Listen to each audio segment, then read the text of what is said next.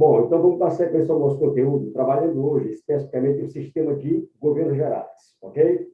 Certo?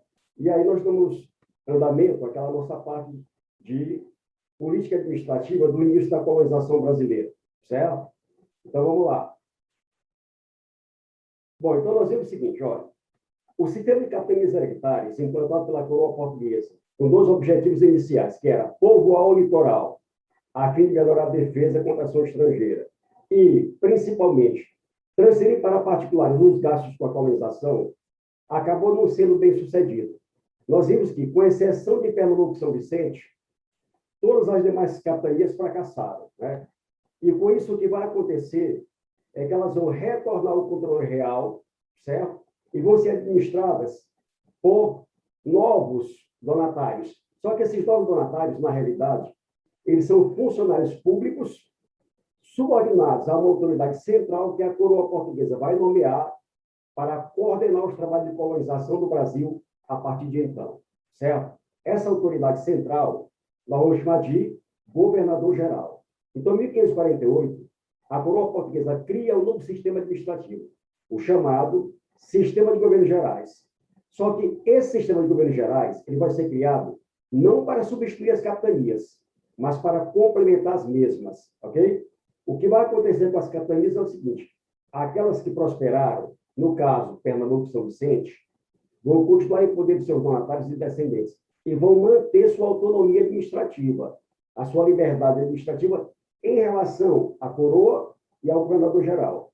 Já aquelas que fracassaram, como a gente falou agora há pouco, retornam ao controle real, são as chamadas capitanias da coroa ou capitanias reais, e essas serão administradas ou gerenciadas por funcionários públicos nomeados pela coroa e subordinados ao governador-geral. Entendido? Muito bem.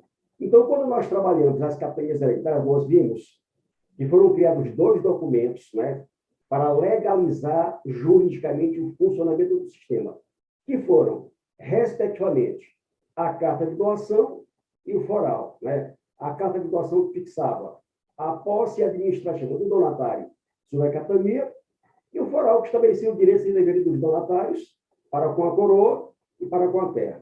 No caso aqui dos governos gerais, nós também teremos um documento, tá, que vai legalizar o funcionamento do sistema. Esse documento nós vamos chamar de Regimento Real de 1548, ok?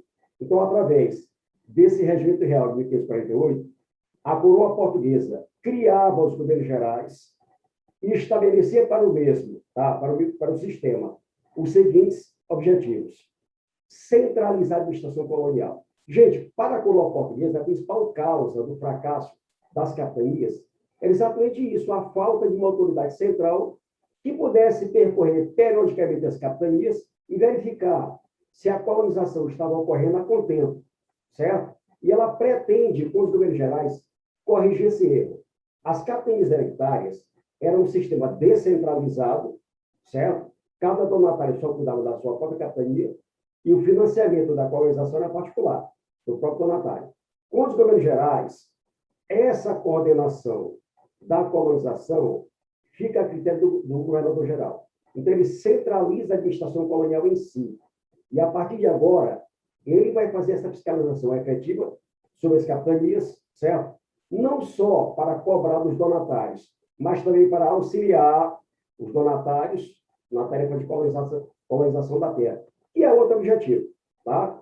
Então, os governos gerais, eles são criados, basicamente, para alcançar dois objetivos. Quais foram eles? Primeiro, centralizar a administração colonial e auxiliar os donatários na tarefa da colonização da terra. Ok? Muito bem. Então, ainda pelo Regimento Real de 1548, a coroa criava o sistema administrativo, os governos gerais, e também nomeava uma equipe de auxiliares, tá, para ajudar o governador-geral nessa tarefa de comandar a colonização brasileira. Então, esses auxiliares, eles vão realizar tarefas específicas, né? Funções específicas. Entre esses auxiliares nomeados para ajudar o governador, nós temos aqui o ouvidor-mor, que vai cuidar da justiça, certo? O provedor-mor, que vai cuidar das finanças, o capitão-mor, que vai cuidar da defesa do litoral, frente à ação estrangeira, né? E o alcaide-mor que vai cuidar da manutenção da ordem interna. Esse alcaide-mor, ele chefia uma espécie de polícia, né? E essa polícia é responsável por garantir a ordem e a manutenção da moral dos bons costumes, né? Lembrando que os colonos que vinham para cá, né, eram ladrões, assassinos, prisioneiros políticos, prostitutas, órfãos, então tem que ter essa manutenção da ordem interna. E isso é critério do alcaide-mor. Ora, lá nas capitanias hereditárias, quem é que realizava essas funções aqui? Era o próprio donatário, né? Agora não. Agora tem os auxiliares do governador-geral, logicamente cada um tem sua equipe, para executar essas funções, né, aqui no Brasil colonial. Lembrando, gente, que esse governador-geral, ele só não tem gerência onde? Em Pernambuco e São Vicente. Em Pernambuco e São Vicente, continuam sendo capitanias particulares, tá? Então, continuam sendo administradas ou gerenciadas pelos seus próprios donatários e descendentes. Isso porque deram certo, né? Alcançaram bons resultados. Então, o governador-geral, ele não tem gerência nessas duas capitanias. Embora, com o passar do tempo, ele vai querer interferir nas mesmas. Houve muitos casos, né, de conflitos entre os governadores gerais e os donatários de Pernambuco e São Vicente, né? Às vezes o próprio rei tinha que solucionar essas questões. Mas, de maneira geral, elas vão manter sua autonomia, até porque deram certo, por isso vão continuar encolhendo seus donatários e descendentes. Ok? Bom, vamos continuar, vamos lá. Então, olha só, esse é o esquema administrativo que o Brasil vai permanecer a partir do momento que os governos gerais são implantados, né? Então, você tem aqui, ó, a estrutura político-administrativa do governo geral, certo? Muito bem. Então, de acordo com essa estrutura, a autoridade central, a autoridade que comanda a colonização aqui no Brasil, é o governador-geral, certo? Então, o governador-geral, ele é a autoridade central, é o comandante, tá, da colonização brasileira. Ele chefia esse processo colonizador. Abaixo dele, nós temos aqui os auxiliares, né? O provedor-mor, que dos impostos, o ouvidor-mor da justiça, o capitão-mor da segurança, e o alcaide-mor, que eu citei, né, no slide passado, que cuida da manutenção do ordem interno. Então, o governador e seus auxiliares formam o primeiro time, né, responsável pelo gerenciamento dessa colonização. Lembrando que o Brasil, naquela época, se dividia em capitanias, né? O que hoje são estados federados, naquela época eram capitanias. E nós tínhamos dois tipos de capitanias. As capitanias particulares, aquelas que prosperaram, no caso Pernambuco e São Vicente, e as capitanias da coroa, que são aquelas que fracassaram e retornaram ao controle da coroa, sendo gerenciadas por funcionários, né, subordinados ao governador-geral. Então, nessas capitanias, quem exerce o poder nas hereditárias, que deram certo, são donatários seus descendentes, né, continuam sendo particulares, da coroa são funcionários públicos, né, então são capitanias reais. Mas estão subordinadas, essa aqui no caso, a da coroa, a autoridade do governador-geral e sua equipe de auxiliares. Isso aqui não, as particulares mantêm a sua autonomia, ok? Muito bem. Uma outra coisa aqui é que as capitanias se dividiam em vilas, né? Que nós chamamos de municípios. Os estados federados vão se dividir em municípios. E naquela época as capitanias vão se dividir em vilas.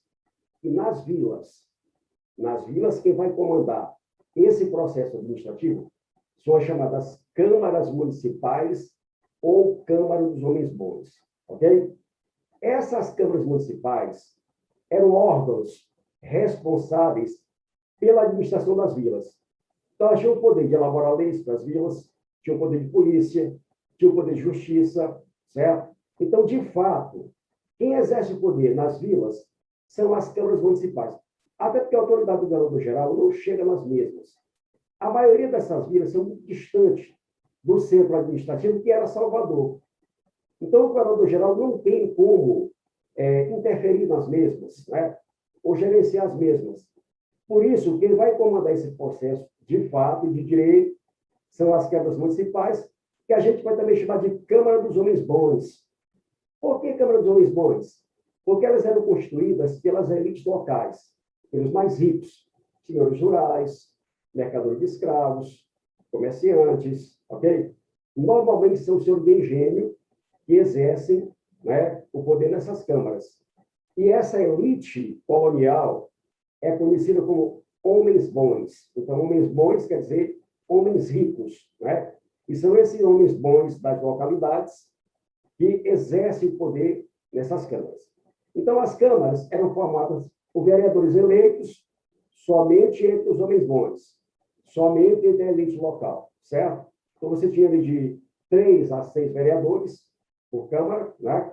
Sendo que elas eram chefiadas por um juiz que você chama de juiz ordinário, né? Esse juiz ordinário, ele é eleito na própria localidade e tem um cargo temporário, tá?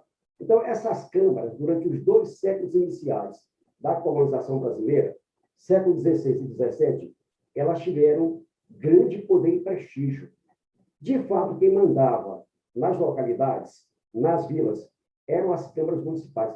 E algumas eram tão poderosas que chegaram a ter representantes junto à própria coroa portuguesa. Certo? Ok? Muito bem. Então, vamos adiante. Olha só, gente. Para nós darmos sequência, né, ao nosso assunto, vamos fazer um resumo dos 3 primeiros governadores gerais que administraram o Brasil. A começar pelo senhor Tomé de Souza. Tá? Então, Tomé de Souza vai governar o Brasil aqui, ó, de 1549 a 1553. Tá? Então, vamos ao seu currículo. Era um político habilidoso, né, militar, tinha uma larga experiência, não era a primeira vez que ele administrava uma possessão portuguesa. Antes de administrar o Brasil, já havia administrado outras possessões portuguesas, portanto, já possuía uma larga experiência. E exatamente por isso vai ser indicado para ser o primeiro governador brasileiro. Tá? Ele veio para cá, trouxe consigo colonos, né? Trouxe soldados, ok? E trouxe também o material necessário para fundar a primeira vila do seu governo, que foi Salvador. Lembrando que Salvador não é a primeira vila do Brasil. A primeira vila do Brasil foi a Vila de São Vicente, fundada por Martim Afonso de Souza, lá na expedição colonizadora em 1530. Tá? Muito bem. Então, entre as ocorrências que marcaram a sua administração, nós temos aqui, por exemplo, incentivou a agricultura, né? Com destaque para a lavoura açucareira. Lembrando, gente, que essa colonização ela tem que ser lucrativa. Tá? Então, para garantir os lucros com esse processo colonizador, o governador-geral vai dar grande incentivo à lavoura açucareira e também à pecuária. Né? Então, você tem o assentamento de novos colonos, você tem a fundação de novos engenhos, você tem a regularização do tráfico negreiro e você tem o início da pecuária no Brasil. Sendo que a pecuária, diferente da lavoura açucareira, ela visa o mercado interno. Enquanto a lavoura açucareira visa o mercado externo, tá? A pecuária visa o mercado interno. Tá? Então, ali a produção de alimentação e também a subsistência, logicamente. Tá? Ora, é preciso proteger a terra contra a ação estrangeira. Por isso, além de fazer o assentamento de colonos ao longo do litoral, o governador vai distribuir armas a esses colonos e chegou a criar algumas fortificações militares ao longo do litoral com o objetivo de aprimorar essa defesa, certo? E é também durante sua administração que nós temos a chegada ao Brasil do primeiro grupo de jesuítas, certo? Lembrando que os jesuítas foram criados durante a Contra-Reforma por Santo Inácio de Loyola para combater a expansão da religião protestante, certo? E foram enviados para as colônias ibéricas, no caso portuguesas e espanholas, para promover a famosa catequese indígena, certo? E essa catequese consistia em quê? Essa catequese consistia em transmitir aos índios o idioma, a religião e os costumes do colonizador, para que o índio assimilasse essa nova cultura, perdesse suas características naturais e aí aceitasse pacificamente ser colonizado. Então, a finalidade da catequese é descaracterizar culturalmente o índio, para que ele assimile a cultura do colonizador e se acomode perante o processo de colonização. Né? Então, o que se quer é domar o índio, fazer com que ele não reagisse ao processo de colonização. Isso tem início aqui com o Tomé de Souza. Né? Os jesuítas vão ter essa função. Chegaram até a receber salários do governo para fazer essa função. Tá? E como está começando o trabalho da igreja no Brasil, houve também a fundação do primeiro bispado, né, do Brasil. Pelo núcleo administrativo da igreja, sob a gerência do bispo Dom Pedro Fernandes Sardinha, que veio de Portugal para assumir essa tarefa. Tá? Então, de maneira geral, isso aqui é que marcou, né, São as ocorrências que marcaram o governo de Tomé de Souza. Tá? Indo adiante, nós temos aqui o segundo governador-geral, que foi o senhor Duarte da Costa, né? Que aqui aparece nessa gravura. Então, Duarte da Costa vai governar o Brasil aqui de 1553 a 1558. E vai ser um governo bastante tumultuado. Vai ser um governo marcado por problemas, certo? Era político, né? Fidalgo português, foi nomeado segundo governador português do Brasil, mas sua administração vai ser marcada por problemas. Entre esses problemas, nós temos aqui uma baita de uma rebelião indígena, né? Uma grande rebelião indígena, que a gente vai chamar de revolta ou confederação dos índios tamoios. Tá? Ora, confederação é a junção de duas ou mais comunidades em função do objetivo comum. No caso aqui, as tribos do litoral se uniram e organizaram uma grande rebelião para expulsar aqui os colonizadores portugueses. Isso porque eles não suportavam mais a escravização que sofriam, o desrespeito à sua cultura e a utilização indevida das suas mulheres pelos colonizadores. Então, o objetivo dessa confederação indígena, dos tamoios, né? E tamoio é uma palavra indígena que quer dizer o mais velho ou aquele que chegou primeiro. O objetivo é expulsar aqui os portugueses. Tá? E é uma revolta com grande possibilidade de dar certo, porque havia muito mais índios do que colonizadores portugueses. Além do mais, eles conheciam muito bem o território, muito mais que os colonizadores portugueses, que agora que estão chegando ao Brasil. Certo? Muito bem. Então, outra coisa, ele chegou a organizar expedições, né, de busca de ouro e minérios no interior da colônia. Essas expedições, a princípio, não ultrapassavam o limite de Tordesilhas, você vai chamar de entradas. Né? Até porque o grande sonho de Portugal era encontrar aqui riquezas minerais. Tá? E mesmo não tendo encontrado muito a princípio, a coroa portuguesa não desistiu do seu objetivo. Tá? Ainda aqui, em relação ao seu governo, tá? Além dessa rebelião indígena que nós já destacamos, nós temos a ocorrência de uma invasão francesa ao Rio de Janeiro. Em 1555, os franceses se estabeleceram no Rio de Janeiro, onde fundaram uma colônia chamada França Antártica, certo? Na realidade, esses franceses eram protestantes que fugiam da perseguição religiosa em seu país de origem e se estabeleceram aqui no Rio de Janeiro, né? Fundaram uma colônia onde pudessem professar livremente sua religião sem medo de perseguição. E eles ganharam o apoio indígena. Os franceses eram mais habilidosos para tratar com os índios. Tá? Por isso, os índios preferiam os franceses do que os portugueses. Então, com o apoio indígena, eles se estabeleceram lá e fundaram uma colônia. Então, além de você ter agora uma rebelião indígena, você tem também uma invasão estrangeira aqui no Brasil. Tá?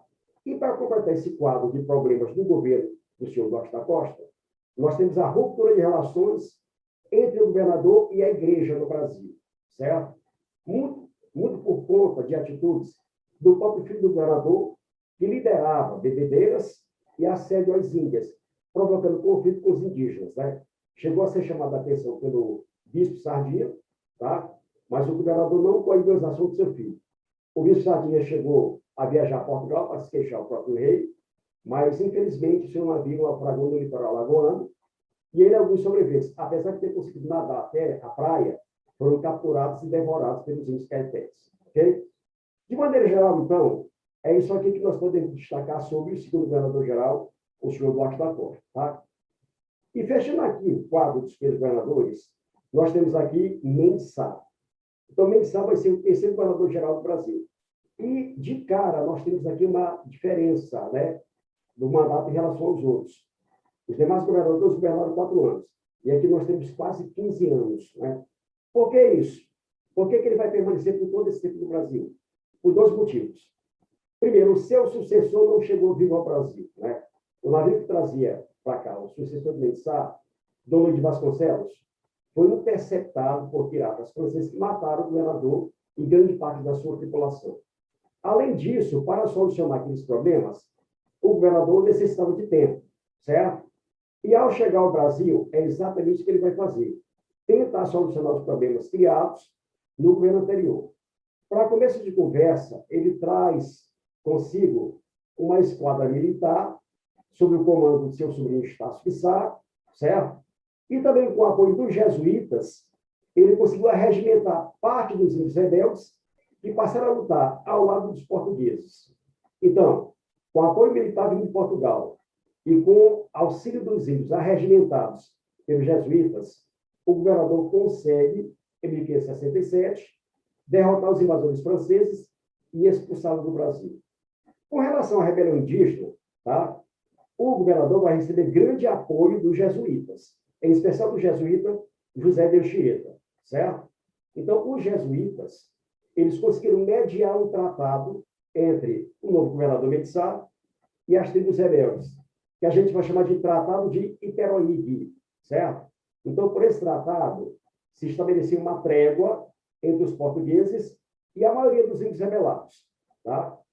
Os portugueses se comprometiam em não as escravizá-los, em respeitar sua cultura, suas mulheres, e, em contrapartida, os portugueses paravam, né? Aliás, os índios paravam com a guerra. Tá? Então, o Tratado de Iperoig mediado pelos jesuítas. Enquanto Mendes Sá foi governador, esse tratado foi respeitado. Mas é claro que, posteriormente, né, os colonizadores não vão mais respeitar esse tratado. Só que nós também não vamos ter rebeliões dessa natureza. Né? A resistência dos índios, à medida que a colonização avançava, ela vai diminuir, infelizmente. Certo? Então, foi fundamental aqui a participação dos jesuítas, né? Lembrando que os jesuítas foram os primeiros a dominar o dialeto indígena e que, por isso, é que vão ser mediadores entre os colonizadores portugueses e os índios rebelados. Então, ele volta a incentivar a lavoura açucareira, tá? A parte econômica é muito importante. Então, estabeleceu normas de conduta aos colonos para evitar esses conflitos com os índios, tá? E passa 15 anos no poder até falecer aqui no Brasil, certo?